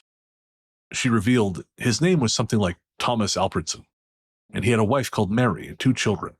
Something like Thomas Alperton? I mean, that's pretty fucking specific. Anyways. His social security number was something like 325-478. Like, what? It is or it isn't. You know? Anyways. I can see he is about 6 feet tall, in his late 40s, and clearly ex-service, perhaps the guards. He keeps worrying about losing his briefcase in the crash because it contained details of a deal he had just completed abroad. He is also worried about getting home to his wife and children. Mrs. Rogers said the man did not realize that he was dead, and he would keep reappearing when conditions corresponded to those on the night of the crash. But she thought she had been able to help, and after visiting the scene of the crash in the right conditions, she believed the mysterious man on the runway would vanish forever. And so he did, it would appear. In 1974, cleaners at Heathrow became terrified and refused to work on their own at nighttime because, they said, a ghost attacked them, holding them down by their throat and shoulders. An airport official at the time stated, "We have reports about some strange presence on the jumbo jet planes, and at present it cannot be explained. Some cleaners have said they have been thrown about by something invisible, and afterwards have found they are unable to move. Here we've just got toddlers holding planes hostage." I assume you saw that story? On the zeitgeist there, yes. Yeah. Yes. What a word. A manager for the cleaning... Yeah, I know. A manager for the cleaning company concerned said, "We certainly have had reports from our night staff, and an inquiry is being held. They have said they don't want to work alone at nights." A foreman for the cleaning company, Mr. Parsonal Palmer, said, "It happened to me, and I was very frightened. Whatever it is seems to be within the restroom, which we have on the jumbo jet piers. It all started when we opened the doors one day, and there was a strange smell. It went away, but came back later. When I sat down in my chair for a brief rest, I was horrified when I found I could not get up again. My eyes shut tight, and I could not open them. It was as if someone was holding me down by my shoulders. I would say it was 4 or 5 minutes before I was able to move." Soon, however, these reported disturbances ceased, and everything returned to normal. But other curious happenings began to be reported from Heathrow, including an account of a security officer who said she saw a spirit form at Terminal 3. Carol Hammond said something compelled her to look at a wall under some stairs, and she saw what she described as a gray mist spinning in a whirlpool. The mist revolved faster and faster and then began to open up in the middle. Then it came to a stop, and she saw a cavalier. She was certain that the image had nothing to do with the pattern of the brick wall or anything like that, and the face of the figure seemed to stand away from the wall. Later, she saw the same form or figure at Gate 12. Carol described the man she saw as having dark and curly shoulder-length hair, thinning on top, and to have a long nose, mustache, and a single tuft of beard on his chin. She also said the figure was not fully formed, but she could see the top of something like a dress shirt. The security officer added that the face was very restful, almost holy-looking. "I was not at all afraid when I saw him. I felt completely relaxed. He never moved, but just looked down, and I never saw his eyes." One night, Carol was at Gate 12 with a colleague, Eleanor Debill, when all of the lights suddenly went out. They asked for the emergency light to be turned on, and while they were waiting, they both saw a mist forming, like the one Carol had seen before. It was like swirling fog, and we were both frightened. The duty officer came over and decided to close the post for the rest of the night. There are also reports by baggage handlers of lights inexplicably dimming, a mist forming and then dissolving, an escalator moving when it has been switched off. None have ever been satisfactorily explained. And Paul, I gotta tell you, I love that. Like I was not aware of haunting at Heathrow. And I think that's cool as shit. Yeah, the bowler hatted man's very, very famous case. Very famous. Right, and that's the one everyone assumes it's to do with that. Was it DC-3 crash? Yeah, well, he was never seen before, and he was only seen afterwards. And several people at the scene of the accident claimed that this man came up to them, firefighters, nurses, and aircraft crew, asking had anybody seen his briefcase, and they said no. And then one of the firefighters, when they went into what was left of the plane, because it was basically a skeleton, because the whole thing had just gone up, I think they managed to get 3 people who were alive out of it, and I think they all died in hospital of their injuries. Oh, Jesus. Everybody else was killed, and he was found in the wreckage. Interesting. Bowler hat man. Yeah, he was in there. But, I mean, I've forgotten Carmen Rogers was there as well, because Carmen Rogers is infamous. Oh, really? How so? She was a very well-known spiritualist, shall we say.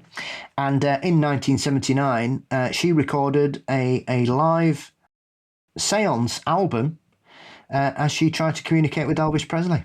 Oh, no. And that album is still out there if you can find it. The Elvis Presley seance. Yeah, recorded on BBC Records. Oh, how tasteful. Yeah. Yeah, well, 2 years had passed. It was fine.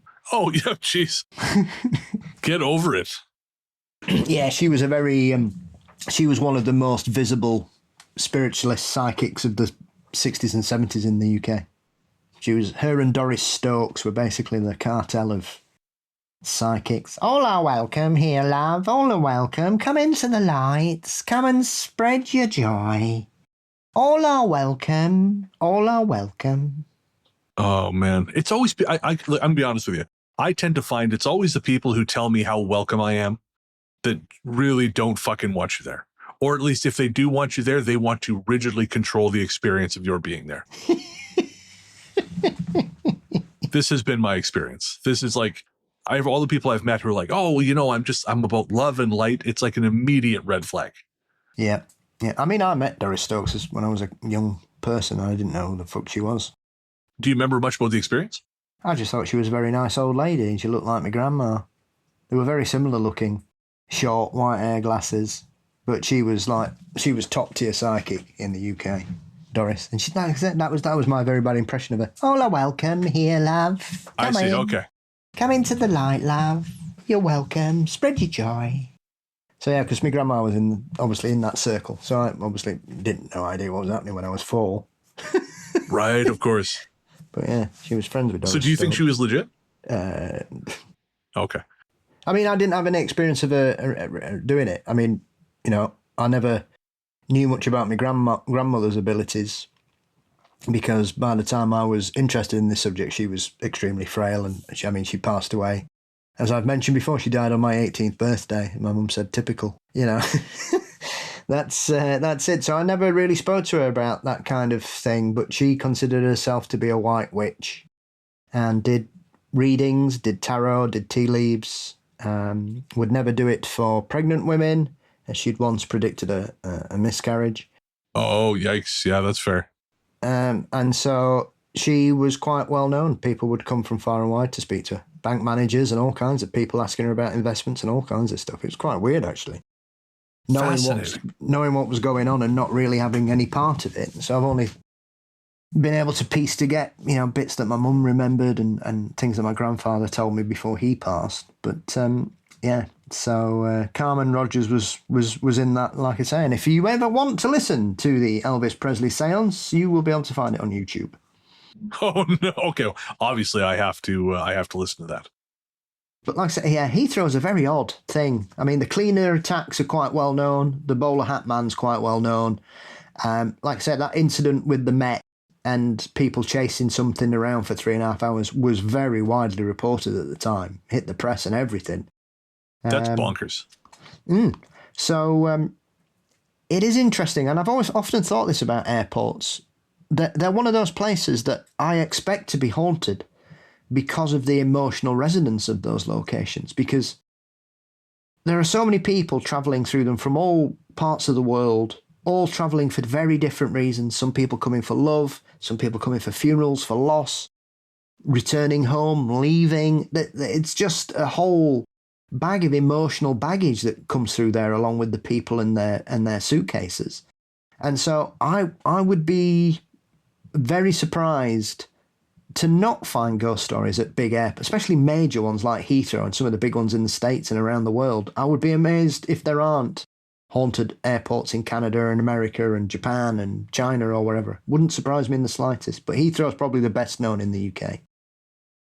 Well, that's going to do it for our exploration of Where the Ghosts Walk by Peter Underwood. We hope you've enjoyed it. There's so many more stories in that book, folks. Really, we cannot recommend Peter's work enough. He was a fabulous researcher, great writer, just tons and tons of brilliant material. And of course, if you have been to a haunted airport or you've had a haunted experience anywhere, a strange experience anywhere, we want to hear it. Email us at ghoststoryguys@gmail.com. You can also find us on Instagram as The Ghost Story Guys. We're on Facebook as The Ghost Story Guys Cabin. We are on Reddit as r/Ghost Story Guys Podcast. You can also reach us by filling out the form on our website at ghoststoryguys.com. We're going to take a quick break. We'll be right back with our Ghost Force shoutouts.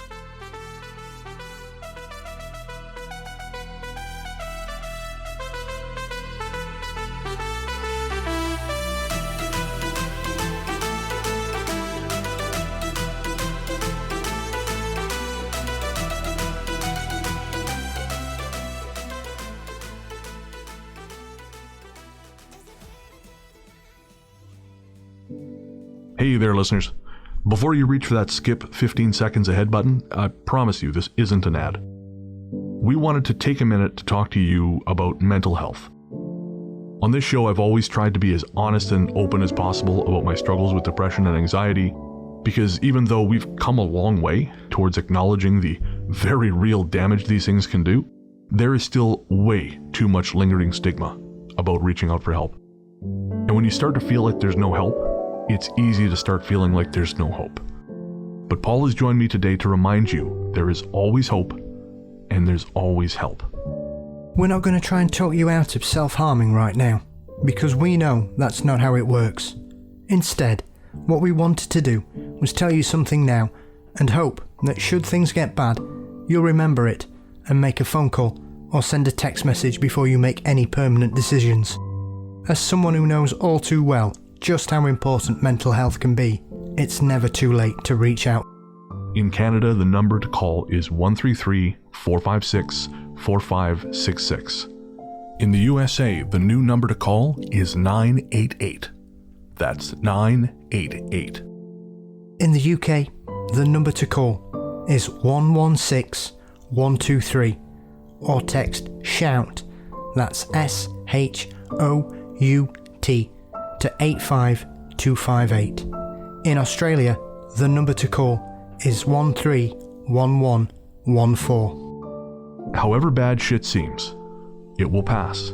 And no matter what your brain might be telling you at any given moment, and believe me when I say I know this intimately, there are people who love you and people who care deeply about how you treat yourself.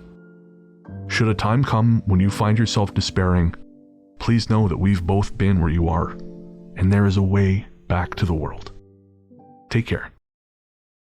Welcome back. Our paranormal conductor leading us on this terrifying ride is Mr. Brennan Storr. And of course, my friend and co-host is the one, the only, the inimitable Paul Bestel, the paranormal Johnny Carson himself, host of Mysteries and Monsters. Paul, what's coming up on M&M? I'm delighted to welcome back my old friend Philip Mantle, who has recently released a book looking back throughout his 5 decades of UFO research since he turned up at a dodgy-looking building in Leeds in 1979. Lots of buildings look like that in Leeds. It's a book called UFO Reflections, and he looks at some of the cases and how he started and some of his favourite incidents and things that he's been involved in, and the alien abduction cases from Yorkshire he dealt with. So it's a real potpourri of his career from all kinds of aspects to it, and all the times he went to States lecturing at MUFON, and he was the head of MUFON for the UK for several years and all that. So we just have a nice chat about that and how he's finding it. And obviously, Philip was very unwell at the beginning of the year, and we were very concerned. Right, of course. But thankfully, he's very much on the road to recovery and was in fine form. So it was lovely to have a nice chat with him. Like I say, because he has been very ill. We were very concerned that it did sound like it could be quite touch and go. But thankfully he's pulled through. I'm glad he's well. And where can everyone find you online? You can find Mysteries and Monsters lurking across most social media platforms and all podcast sites. Fabulous. I'm Largely the Truth on Threads, Instagram, Blue Sky, and Letterboxd. You can find my horror fiction show Fear Daily, co-authored with Brandon Scheck-Snyder, everywhere fine podcasts live. You can find me reading audiobooks over on Audible, and you can find my personal website at largelythetruth.com. As we said at the top of the show, we could not do this without our patrons, Apple Podcasts, and YouTube subscribers. You are the foundation upon which the House of Ghost Story Guys rests, and we are appreciative of every single one of you. And if you want to join a community of very cool people, get access to our patron-only Discord, our monthly live streams, ad-free episodes, early release, bonus conversations between myself and Paul, extra shows, all kinds of cool stuff. You can do so for as little as $1 a month by clicking the link in the show notes, heading to patreon.com/ghoststoryguys, becoming a Caminista on Apple Podcasts, or supporting us on YouTube. And of course, if you support us at the $20 level, well, that makes you part of a very elite club. That makes you part of a little something we like to call Ghost Force. That's right. Patrons who support us at the $20 level. Jesus, I have marbles in my mouth. This is not great. I hope they are marbles. You and me both. Patrons who support us. Oh boy, I just got that. Oh no. Oh no. Moving on. Patrons who support us at the $20 level are a part of Ghost Force, the only club I'm willing to be part of, and also the only club that'll let me in. But that's neither here nor there. It's mind-boggling. It truly is. This time around, the members of Ghost Force are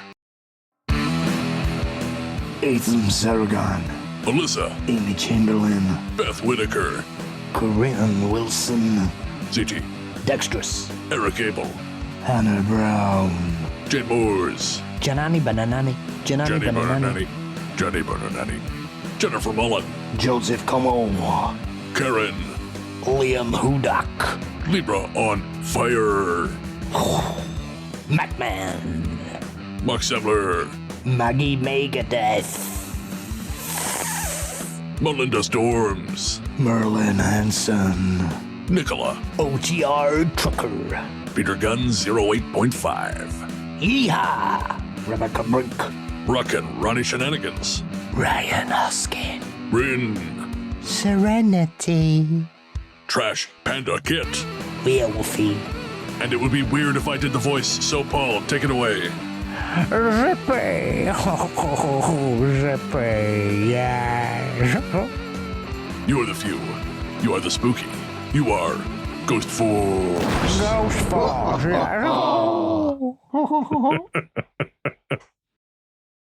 All right. Well, for real, guys, thank you so much. Again, we appreciate all of our patrons, Apple Podcasts, and YouTube subscribers. But Ghost Force, you are a very particular brand of crazy, and we love you for it. So thank you, thank you, thank you. And if you'd like to have your name read out like that every second story episode, head to patreon.com/ghoststoryguys or to YouTube and support us at the Ghost Force level. Paul, my friend, do you have any guest spots coming up? I was supposed to be making an appearance on an American radio show in the Pacific Northwest last week, but the presenter fell asleep and forgot. Oh, no. So I didn't. Okay. Well, I gave it 20 minutes and I thought, bugger this, I'm going to get stoned. So he just sent me an email the day after, which is all right. These things happen. So no, nothing on the horizon, but that will be rearranged for September, I believe. So as long as he doesn't lie in, we'll be all right. Very cool. Well, same here. I've got a spot coming up in September, but nothing at the moment. I've got, I think, one or two appearances on Where Did the Road Go that have come out for patrons but aren't out publicly. So you can always catch me over there. And of course, Paul and I recently did a spot, 2 spots on Brian Sheehan's TV and movie trivia podcast. We also did a spot on the What About Weird podcast. I'm not sure when that's coming out, but that was a ton of fun. That was a great conversation. So when that drops, we'll make sure to post it up. And of course, you can always find all of our appearances on other shows, both separately and together, listed on our blog at ghoststoryguys.com. Speaking of ghoststoryguys.com, you can also get t-shirts, mugs, all kinds of goodies. You can find show notes for just about every single show, and each of them has an embedded player, so you don't have to frig around looking for the episodes. You can just get it all one-stop shopping at ghoststoryguys.com. Our theme song, Radio, Into the Darkness We Go, is composed and performed by Peter Kursov of Pizzanta Music. Find more from him by searching for Pizzanta Music wherever you get your tunes. And I think that's going to do it. We'll be back next week, but until then, Into the darkness we go.